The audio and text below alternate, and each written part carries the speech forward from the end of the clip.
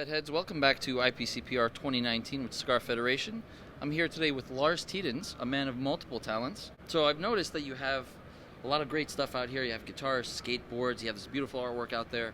Tell us a little bit about yourself and some of the things you've been working on lately. Well, now we're doing the whole thing with Alec Bradley, so we merged. And Alan and I have a company called World 180 that owns the brands. And then it's being distributed and worked by Alec Bradley. But we're basically one big family. So it's all good. And then, obviously I do leather. I've been doing leather since I was a little kid. And I've been doing spices since I was like 5. And I kind of like doing lots of fun stuff. And I don't really look at things like where I'm trying to create something or make something like I have a vision in my head. More it's like, oh, this would be fun to do. Or, yeah, I would like to eat something that tasted like that. Or I'd like to smoke something that smoked like that. And then I would just go about trying to create that and create that feeling and that vibe and that vision. All right, fantastic. And we actually had a chance to try some of your cigars the other night, and I tried I believe it was the SS. Nice. It was killer, man. The spice was killer on that. But it wasn't overpowering. It was a really nice kind of pure tobacco flavor. You get that cigar, and then that spice just carried through to the end, and it was cool. So nice. And it was a little sweet, I have to mention that. Yeah. So it stands for sweet and spicy, right? Yes. It's fantastic. So I think the best way to do that cigar is the best way I can describe it is the first 3 minutes you're smoking it, you feel like you might have to go to the hospital. It's so spicy, you're thinking like, wait a minute, something's wrong here. I think I'm going to have to end up in the hospital. And you don't want to talk about it because you don't want to tell people, hey, wait a minute, this is really hot. But then about 4 minutes, 5 minutes in there, you're kind of second guessing yourself and thinking, well, maybe I don't have to go to the hospital. I might survive this. And then about 7 to 8 minutes afterwards, you're like, oh, wait a minute, okay. I'm starting to feel a little bit better. 10 minutes, yeah, I think I am going to survive. I'm not going to have to go to the hospital. And 15 minutes later, like, God damn, I got to have another one of these. And then that's the way to go ahead and give it to your friends. Don't tell them it has a spiciness in it. Just tell them it's really sweet.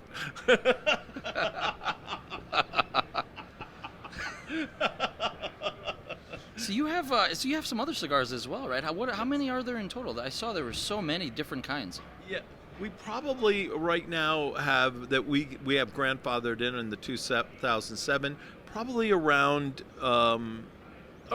200 brands.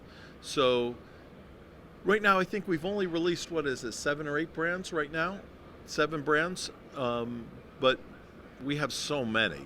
I was one of those guys. I didn't know that this was going to even be an issue of having predicate brands, so I didn't know that any of that was going to happen. If I did, I would have kept better organized. But it turned out that I did have a lot of brands that I could use, so it ended up being pretty good. That's fantastic. And I actually noticed, we talked about this a little bit before, you have some spices over there. You have some sea salt and various spice mixes. So what are some of the other projects that you work on outside of the spice and obviously the cigar world? Is there anything else that you're really excited about? Yes, absolutely. So I love working on musical projects. So I like producing music. Mostly I'm into more like trap music and modern, in the more modern trap, more modern scene of the rap scene and hip hop. But I also have a musical project that I do. When I was a young kid, I was a rapper. So, yeah. Now I'm doing some kind of a cross between rap, reggaeton, and country music. But it's a fun little project, and I definitely can't wait to visit and see all the different cigar lounges around the country and jam out and share my little adventure in music with everybody out there, and we can smoke cigars, have fun, and enjoy music. Hey, that's what it's all about, right? Absolutely. Especially this industry, it's all about creativity. It's all about exploring those flavors, those different experiences, and kind of bringing in, different sort of backgrounds and feelings and impressions to whether it's tobacco, whether it's music, it all kind of ties in together. I think it's pretty cool. Yeah, and I think also with the as the younger generation is becoming more aware of this lifestyle, I think it ends up becoming much more fun to live the younger kind of generational thing where you're smoking cigars and hanging out and having fun at other things than like heroin and stuff. Yeah, meth, heroin. That's not as fun as smoking cigars and enjoying a nice musical party thing. That's fun. I couldn't have said it better myself. That's the perfect message for that. So during this week, while you're at IPCPR, have you been? What have you been drinking at the bars? I actually don't drink alcohol. Maybe. Seltzer, It's seltzer, yeah. And I like mostly I drink Pellegrino water, or I have a bunch of Perriers with me for my thing. But the very most I'll drink 2 or 3 times in a whole year, and it's only like a tiny little bit. If I have an ounce of whiskey or an ounce of rum or an ounce of tequila, I'll drink it over a 4 or 5 hour period of time, just sipping on it, right? And then now they came out with that Corona Premium that has only 2.6 carbs in it. Love that stuff. And I try not to eat that much carbs every day. I eat about 1.5 pounds of bacon a day. Anyone who follows me on Facebook, they'll see that. I really do eat about 1.5 pounds of bacon every day. And I drink coffee and pound of bacon for breakfast. The best way to do it is go to Whole Foods. And everybody should do this. It's a Whole Foods hack. You go to Whole Foods, they have the salad bar, and the bacon's already done. When they put the bacon out, you wait for about 3 or 4 minutes so all the grease gets to the bottom so you don't pay for that oil, and then you throw it all in the thing, and that's about half the price of the pre-cooked bacon. It's awesome. It's the Whole Foods hack. Hey, that's fantastic. Whole Foods hack. Remember that. So as a musician, this is always kind of we've been asking people throughout the show. I'm sure you have an interesting answer, but what's the last song that was kind of stuck in your head or on your mind? Well, okay, if you guys should listen, a couple of my favorites out there is Tis a Korean.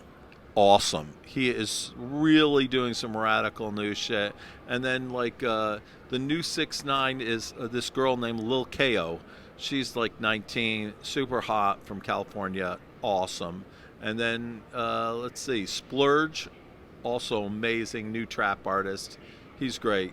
Those are some. Oh, and Big Baby Scumbag, the best. He is amazing, and he has a song called Dale Earnhardt that's just killer. You gotta check that. Big Baby Scumbag, Dale Earnhardt. I'm intrigued. I have to check this out now. After the show, I have to check this out. Absolutely. So I'm gonna ask you kind of a weird question. Nothing's that weird with me. Just curious. What would you prefer to be, a vampire or a werewolf? To be in sexually? Well, I don't know. What do you mean, in or be? to be. Oh, to be. In, Let's see. I mean, hey. Yeah, well, okay. So I guess if I was a vampire, I'd want to be in a werewolf, right? I wouldn't want the werewolf being me. That would be totally gay.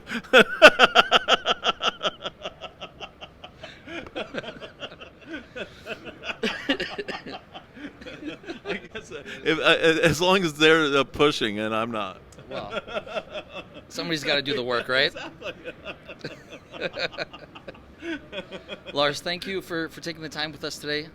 Absolutely appreciate it. Great to see you. Great to meet you. It was great meeting you too, and it was awesome to interview, man. Absolutely. Thank you. Thank you again. Thank you.